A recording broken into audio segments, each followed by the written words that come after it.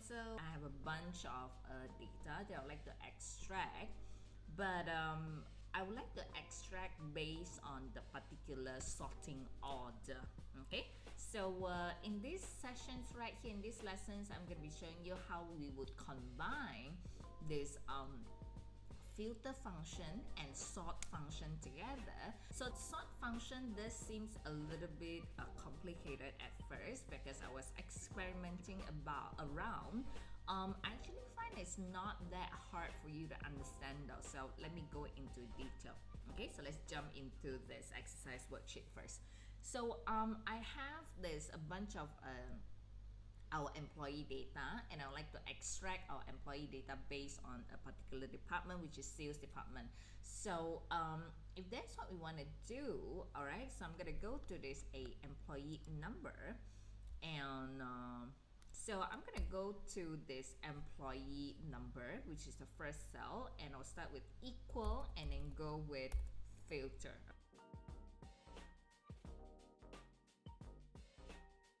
Alright, so we all know that filter is for you to extract a more than one match result, and the match is going to be the department, sales department. Array would be the answers that you like it to be returned.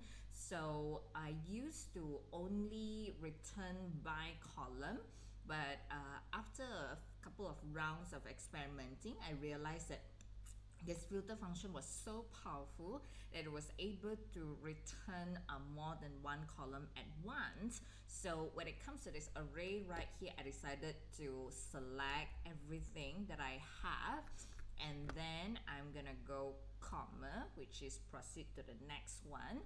Our criteria will be based on the department, has to be equivalent to the sales. All right, so if none of that was matched, if let's say there's a particular department was not found, I'll just say it's empty, right? It's empty.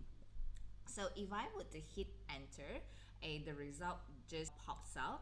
And if let's say I were to change this one to admin, and as when I hit enter, it will just list out all the people that is based on this admin department.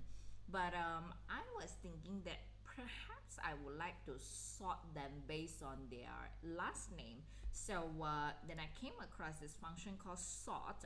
What I would do is I will be encapsulating this filter function in within the sort. So I'll go to the formula bar and I will enter in the sort.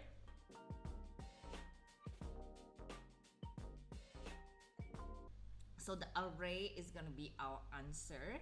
As when I go to the end here, now this is where it get interesting. So as when I hit in this comma, or when I put in the comma, it says that they sort index. So the sort index means that as if let's say we have a couple of columns right here, which column that you like to sort based on, and our last name happened to be in column number 2, hence I'm going to say please sort based on our index number 2, which is column number 2 as your last name.